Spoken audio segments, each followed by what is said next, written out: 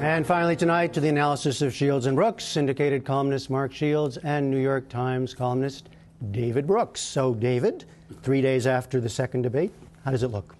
Well, at the start of the first two debates, Obama had this huge personality advantage over Romney, personal likability. Debate one, that goes away. Debate two, there's a strong momentum toward Romney. It's back. It's not back, but we've sort of hit the equilibrium where they're both quite popular now. And so now it's raw, who's going to be better president. There's not a big personal difference, there's policy differences. And so after the second debate where people liked Obama's presence, they liked his forcefulness, Democrats were cheered, and so now he goes into the third debate in the final, whatever it is, 19 days, with a slight structural advantages. People are looking at every poll every 13 seconds, but that's too much information.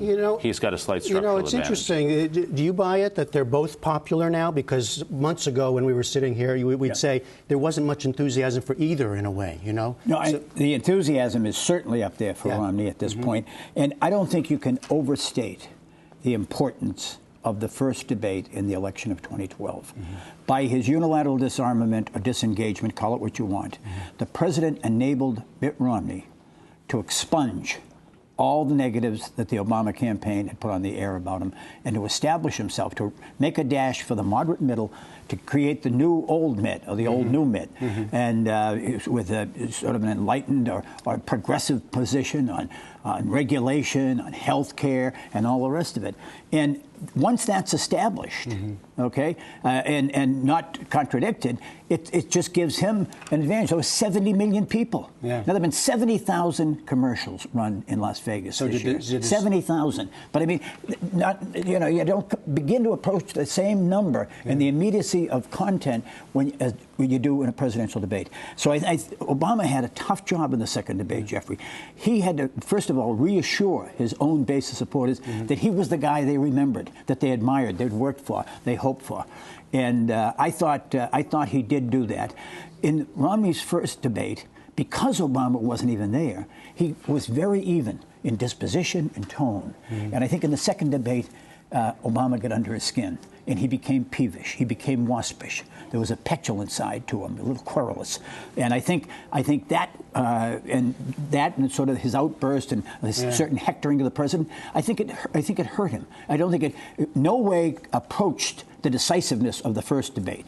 I mean, the first debate was a rout. But I think this was a solid Obama victory. Well, so now we move to one more, Monday, on foreign policy. Now, beyond a few areas, have we had much of a deep discussion about foreign policy? What are you looking for in this one? Yeah, we've had a discussion of Benghazi, and I suppose we'll go over that ground again. But what I'm looking for is not a rehearsal last 4 years. I think what each candidate is going to try to do and should try to do is not so much define what are they going to do on Iran, what are they going to do on Benghazi, what are they going to do on China, how hard are they going to bash China. It's to lay out a vision that reflects their personality. Frankly, I think very few people are voting on foreign policy this year, but I do think they're voting on vision for the country and what policy reflects their personality. Dick Morris, God love him or whatever God wants to do with him, did have a nice formulation, which is policy is an illustration of character. And how you see America's role in the world is going to be a reflection of your character. So I'm actually looking for forward-looking, broad vision more than who said what about Benghazi on what Sunday show. What do you think? I stand second to nobody in my admiration for Dick Morris and David Brooks. It's an interesting couple. But I will say this. I think it's more about values than it is about character. And I think the principal value right now, the principal temptation for Governor Romney, as the newcomer, as the challenger, is to go in and try and dazzle with figures. Nairobi, of course, is the capital of Kenya, and they've got a transportation problem. And the G8 nations, I'll name them for showing you. His and I think that's a mistake. I agree with David that a debate of Benghazi does neither of them any good at this point. And I think it particularly complicates Governor Romney's life, because in order, Hillary Clinton, who is the most popular public office holder in the country, beyond anybody, even more popular than her husband. I mean, together they are off the charts, but 70%, and she's exceedingly popular with women. A celestial couple. Exactly. She stood up and took up responsibility this week. Now, for Romney to go after Obama on Benghazi, he's got to go through Hillary Clinton. Yeah. That is tricky. And I would say this about the president. Leaders don't understand. Voters really admire and appreciate when someone steps up and said, it's my responsibility. It happened on my watch. Yeah, but it doesn't seem to have stopped them. I mean, even today we saw Paul Ryan talking more about Benghazi. I know it, but I don't think the president, and I think the president, the other thing he ought to do is stand in defense of Susan Rice, not give the appearance, I mean, that she was operating on the information she had. Our information was wrong. You know, this is it. But I mean, this was to disabuse the sort of the sinister conspiracy theorist, but also to stand up for one of his own. I don't think, quite frankly, he's done that. What do you think? Is this hurting the president as it kind of drags on? I personally don't think so. I think the hardest argument, the argument that they could make, the Republicans could make of the president, is you spent 4 or 8 years criticizing Dick Cheney for misleading the country based on false intelligence, and now you're misleading the country based on false intelligence. So it's obviously not the same size issue. No. But that's basically what they did. They had bad information. It was politically convenient for them, and they repeated them. I don't think many people really blame them. They were given with CIA, David Ignatius is reporting. CIA told them this is what happened. They repeated it. It was easy. I generally think don't get in that. Obama's weakness on foreign policy, his strength is that he does what's politically astute and he's always cautious.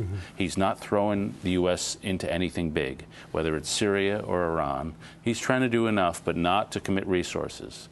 And so it's a bit of a passive foreign policy. I would say somewhat realistic, but passive. And so Romney has some room there to say, here's my vision. Here's what America's going to look like in the 21st century. And I think that's where he should go rather than relitigate. All right, let me switch gears a little bit to the targets of the campaigns, because this was the week where we just heard over and over again, women. Women, women, women. The debate, of course. Yes. We heard about women in binders. No, right? Well, in the second debate, that's right. And I would say this, that because of the first debate, it gave Mitt Romney a chance to appeal to particularly suburban women, who have been an awfully important constituency of the Democrats. How important, I would just point out this to you. In neither debate did the president mention minimum wage, collective bargaining, union, working poor, the economic bread and butter issues the Democratic Party, the New Deal and post-New Deal, Great Society were based upon. 5 times he mentioned Planned Parenthood. I mean, there was a sense that there's a cultural divide now in the Democrat, that this is a cultural constituency on social issues. You're going to pick up on whether it's abortion, or same-sex marriage, or contraception. And so it's a real difference as they go after the women. And I think the women's vote, and particularly the sense that they were relying upon this, and whether it's even, as some polls have suggested, a couple of polls, but there's been a loss of support. And I think there'll be a major, almost frenzied effort to recapture women. And are they both appealing to the same group of women, or what do you hear, and who do you hear them getting through to? We should say, I mean, the women are more likely to vote Democratic, but it's still going to be like 53, 47. Women are more likely to vote, period. Right. Well, and they're more likely to decide later than men. But these are generalizations and they're splits. But within, if you're going to generalize about women as a group, why not? And why not? Because here we are. It's easier for us to say.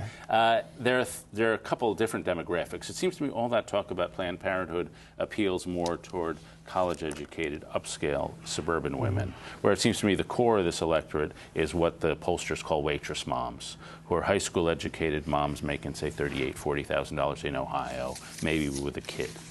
And so those women have slightly different concerns, a little more concern about economic security, a little more concern about education. But Clinton was the master at talking to this demographic. And basically he painted a picture of you're trying to do your best. You're trying to raise your family, but you got all these hostile forces coming into your home and trying to mess up what you're creating. And so I'm going to protect you from that. And even things like the V-chip, if you remember that back in Clinton's days, that was part of this strategy. School uniforms. I'm helping you get the order that you've built. It's not going to be messed up. That was a great strategy because that appealed to real anxieties. I'm not sure either of these candidates have that sophisticated an understanding of what's driving so much anxiety, especially among that demographic.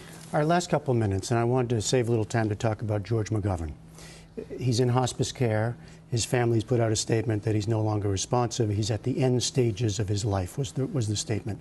Mark, your thoughts? Well, I should acknowledge that I was an admirer of George McGovern, and I worked in his 1972 campaign. But I think what's misunderstood about George McGovern, and to define him by that loss is to really be unfair. He went off to war as a 22-year-old from South Dakota. He flew the B-24, which was a big, lumbering 4-engine craft. It was vulnerable to German aircraft. He did 35 combat missions. And Stephen Ambrose, the poet laureate of American military heroes, said George McGovern was as great a patriot as he ever knew. He had the trust, confidence, and love of his crew, and his acts of courage were just enormous. And I think that we owe him an enormous debt. Stephen Ambrose said, "I just want to show that you don't have to be a hawk to be a great patriot."